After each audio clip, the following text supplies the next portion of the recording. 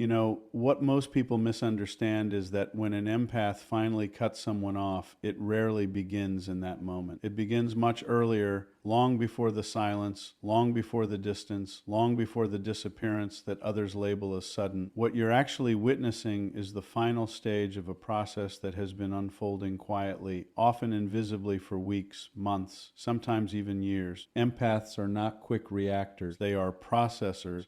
They don't meet every slight with confrontation or every disappointment with a boundary. Instead, they observe, they feel, and most importantly, they absorb. That absorption is where everything starts to accumulate. Every dismissive comment, every broken promise, every subtle shift in tone, these are not dismissed or forgotten. They are registered, stored, and analyzed beneath the surface. And here's where it becomes psychologically significant. Empaths tend to give people the benefit of the doubt far longer than is rational. They operate from a framework that assumes depth in others because they themselves are deep. They assume self-awareness in others because they themselves are self-aware. So when something feels off, they don't immediately conclude this person is wrong. They ask, what am I missing? What are they going through? Can I understand this better? This creates a delay between the experience of harm and the expression of it. Instead of reacting outwardly, they turn inward. They rationalize, they reframe. They justify behavior that in many cases should not be justified. And while this may look like patience or emotional maturity on the surface, it has a hidden cost. Because every time an empath chooses understanding over acknowledgement of harm, they are adding weight to an internal scale that no one else can see. That scale doesn't reset. It doesn't forget. It builds. Now, from the outside, this is where the confusion begins because the empath is still showing up. They're still listening, still engaging, still offering support. There are no dramatic confrontations, no ultimatums, no visible signs that something is breaking down. So the other person assumes everything is fine. In fact, they often believe the relationship is stable precisely because the empath isn't reacting in obvious ways. But stability is not what's actually happening. What's happening is accumulation without release. Over time, this creates a kind of emotional compression. Think of it as pressure building in a sealed environment. Every unspoken frustration, every overlooked boundary, every moment of emotional imbalance adds to that pressure. And because the empath isn't venting it outwardly, it intensifies internally. Eventually, something shifts, and it's rarely triggered by a major event. More often, it's something small, almost insignificant on its own. A comment, a tone, a repeated pattern that finally clicks into place. But the reason that small moment matters is because it doesn't stand alone. It connects all the previous moments into a single, undeniable pattern. That's the moment of recognition, not reaction recognition. It's when the empath stops asking, what if I'm misunderstanding this, and starts seeing, no, this is exactly what it is. And once that clarity sets in, the internal narrative changes. The energy that was once used to excuse, to understand, to hold space, it's no longer available for that purpose. And here's the part that people often misinterpret. When the empath withdraws at this stage, it looks immediate. It looks like a switch flipped overnight. One day they're present, the next day they're distant or gone. But what's actually happening is not sudden at all. It's the release of everything that was never expressed. All the conversations they rehearsed but never had. All the boundaries they considered but never enforced. All the realizations they reached but never verbalized. They don't come out gradually. They come out all at once in the form of detachment. And detachment in this context is not emotional volatility. It's an emotional conclusion.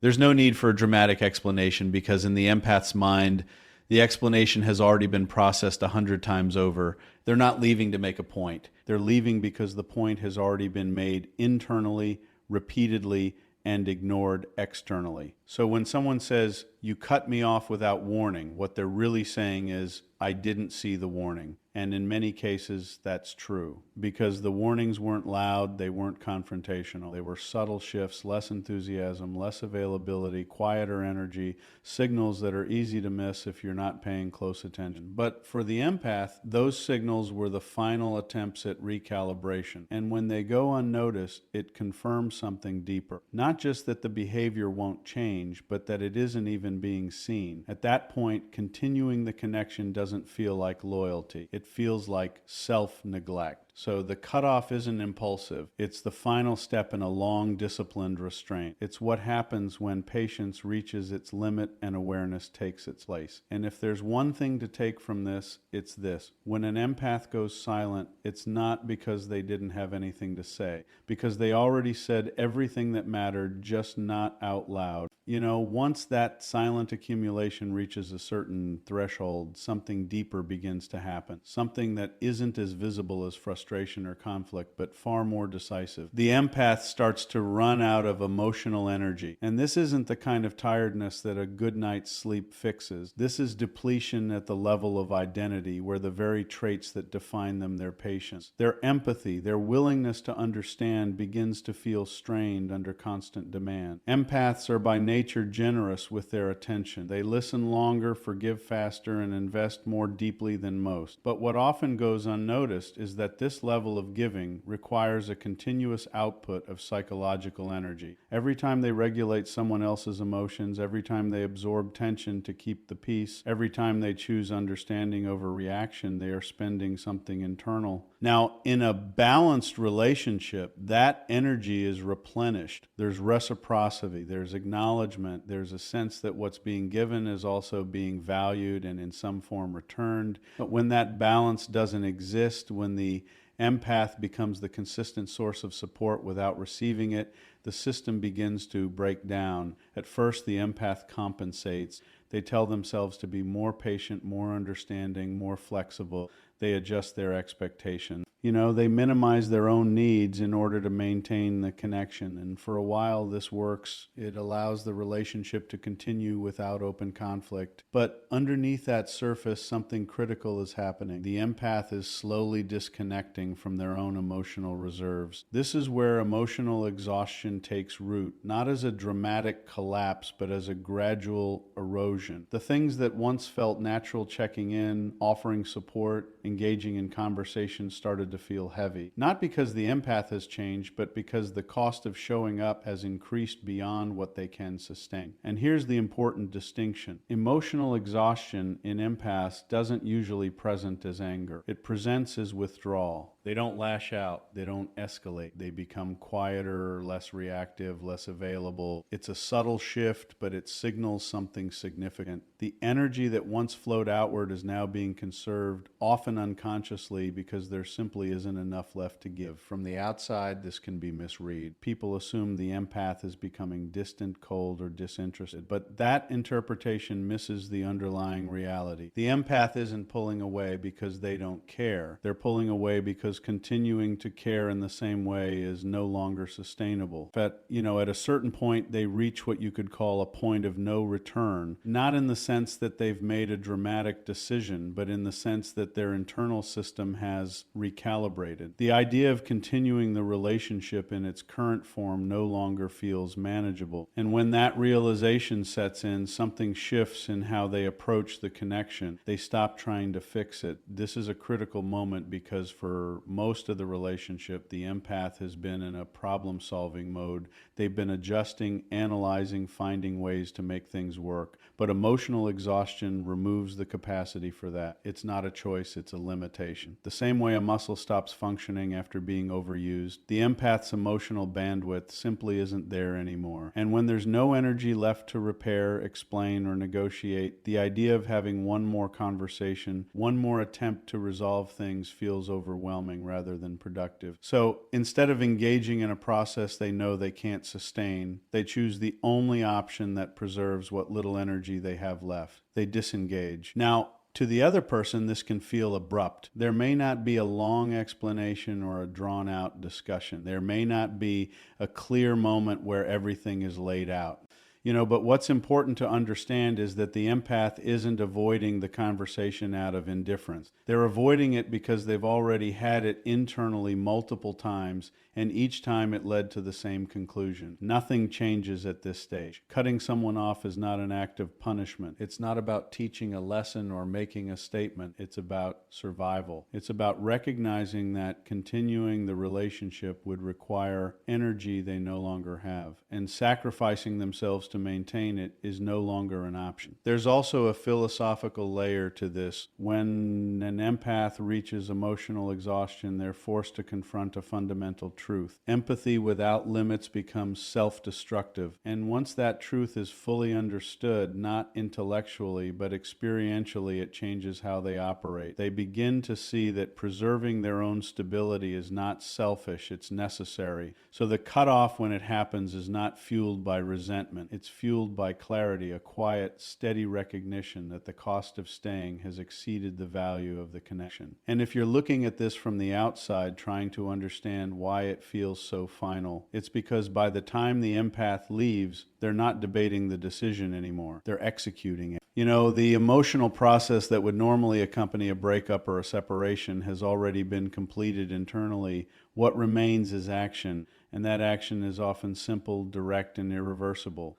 Not because the empath lacks compassion, but because they finally learned that compassion without boundaries will eventually consume the very person trying to offer it. So when an empath walks away without a long explanation, it's not a failure of communication. It's the result of exhaustion reaching its limit and self-preservation finally taking priority. And the reality is this: people don't leave when they stop caring. They leave when caring starts to cost them more than they can afford to lose. After the exhaustion sets in, after the energy has been drained and the effort no longer feels sustainable, the empath enters a phase that is far less emotional and far more cognitive. This is where something fundamentally changes, not in how they feel, but in how they see. Because for most of the relationship, their decisions were guided by hope. Hope that things would improve. Hope that the other person would become more aware, more consistent, more aligned. Hope that the version of the person they could see beneath the surface would eventually become the version that showed up in reality. And hope is powerful. It allows people to endure far more than they otherwise would. You know, it stretches patience. It justifies delay. It keeps the empath engaged long after the evidence suggests they should step back. But hope has a limit.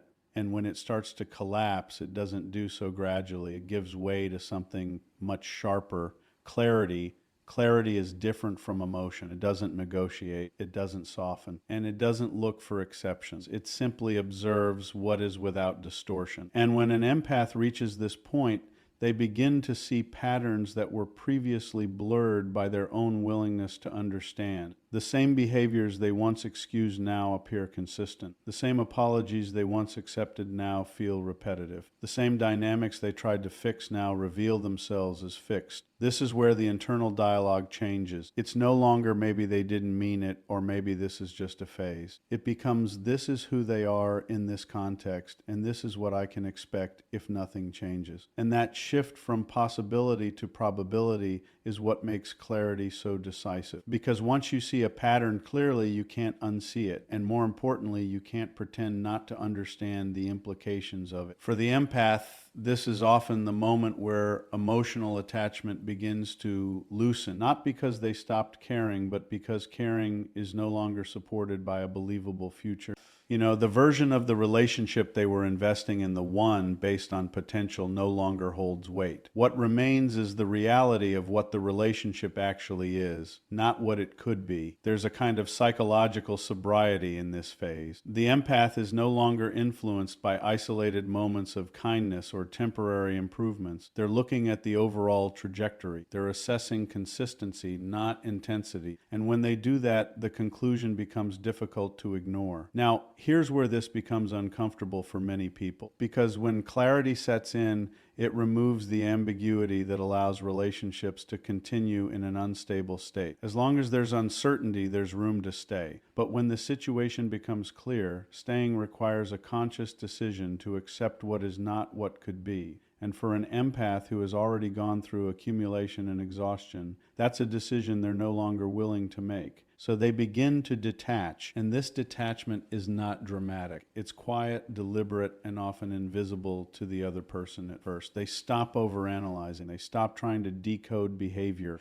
They stop looking for hidden meanings or deeper explanations, because from their perspective, the explanation is already sufficient. What you do consistently is who you are.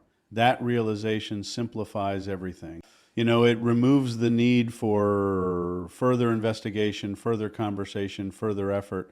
And once that simplification happens, the relationship itself starts to feel less complex, not because it improved, but because it's no longer being viewed through the lens of potential. It's being seen as it is. At this point, many people expect a confrontation. They assume that clarity will lead to a direct conversation, a final attempt to resolve things, but that assumption overlooks something important. Clarity doesn't always require expression. Sometimes it leads directly to action. Because from the empath's perspective, there's nothing left to clarify. They're not confused. They're not unsure. They're not seeking answers. They already have them. And when you already have the answers, the need for discussion diminishes significantly. So instead of explaining, they act, they reduce contact, they create distance, they stop investing, and eventually they remove themselves entirely, not out of anger, but out of alignment with what they now understand to be true. And this is where the final shift happens. The empath stops prioritizing the other person's potential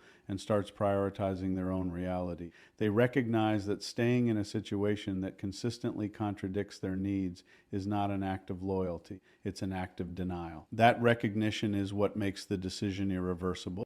Because once you see clearly that something is not working, and more importantly, that it is unlikely to change, continuing to engage with it requires you to ignore your own understanding. And for someone who has reached this level of clarity, that's no longer an option. So when the empath leaves at this stage, it feels final. Not because they're trying to make it final, but because internally the process is already complete. There's no ongoing debate, no lingering uncertainty, no part of them that is still hoping for a different outcome. Hope has been replaced by clarity, and clarity doesn't look back. And if there's one idea worth holding on to here, it's this. People don't walk away when they're confused. They walk away when they finally understand. By the time an empath reaches this final stage, something fundamental has already changed beneath the surface. It's not just that they're tired, and it's not just that they see clearly. It's that they've redefined what is acceptable in their life. And that redefinition centers around one concept that for most of their lives,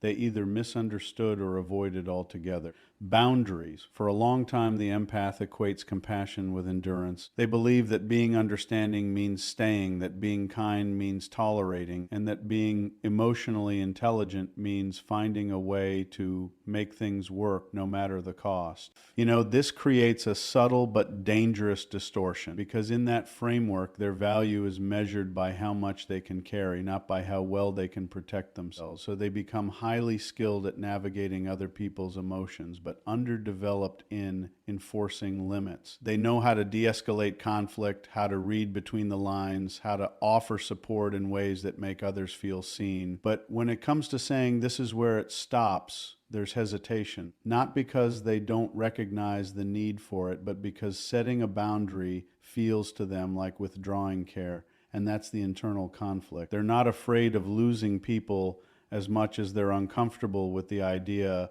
of being the reason a connection changes. So instead of drawing clear lines, they extend themselves further. They compensate, they absorb, they adjust. And in doing so, they unintentionally teach others that access to them is unlimited. But over time, this becomes unsustainable, because without boundaries, empathy turns into exposure, and exposure without protection leads to depletion. By the time the empath has moved through accumulation, exhaustion, and clarity, they are no longer operating from that original belief system. Experience has corrected it. They begin to understand something that isn't theoretically its earned. That compassion without structure invites imbalance. That being available at all times does not create deeper connection. It creates dependency, or in some cases disregard. And most importantly, they realize that if they don't define their limits, someone else will define them for them, usually in a way that benefits them, not the empath. This is where boundaries stop being optional and start becoming necessary. Now, here's what makes this stage so misunderstood from the outside. When an empath finally begins to set boundaries, they don't do it gradually in the way people expect. They don't ease into it with small adjustments or soft negotiations, because for them this isn't a minor behavioral shift. It's a complete recalibration of how they engage with the world. So when the boundary comes, it often appears absolute. They don't just reduce access, they remove it. They don't just limit conversation, they end it. They don't just create distance, they establish separation. And to someone who has only experienced their previous level of openness, this feels extreme. It feels disproportionate. It feels, in some cases, even cold. But what's actually happening is not an overreaction. It's a correction, because partial boundaries would require the empath to remain in a dynamic that is already proven to be harmful. But, and at this point in their development, they're no longer willing to negotiate with something that has consistently crossed the line. They've already tried flexibility. They've already tried understanding. They've already tried staying longer than they should have. So when they finally act, they act decisively. This is why the cutoff becomes their first real boundary, not because they prefer extremes, but because extremes are what finally break the pattern. It's the only form of boundary that doesn't rely on the other person's cooperation. It doesn't require them to change, to understand, or to agree. It simply removes the empath from the environment where the boundary was being violated. And that's an important distinction, because a boundary is not about controlling someone else's behavior. It's about controlling your own exposure to it.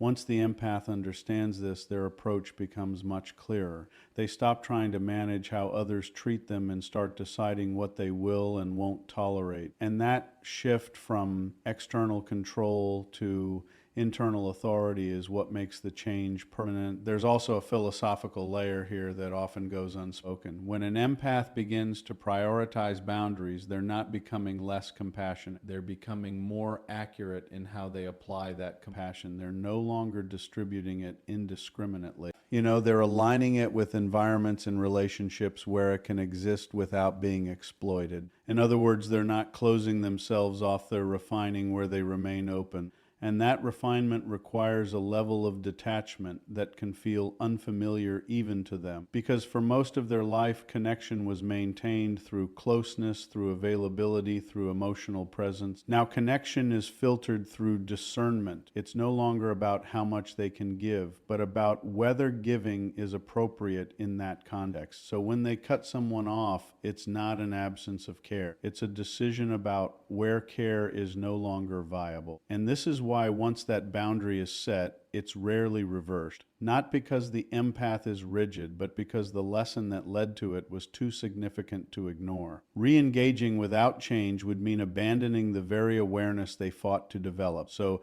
they hold the line not out of pride, not out of resentment, but out of respect for their own limits, for their own well-being, and for the understanding that got them there. And if you take anything from this final stage, let it be this. A boundary is not a rejection of others. It's a recognition of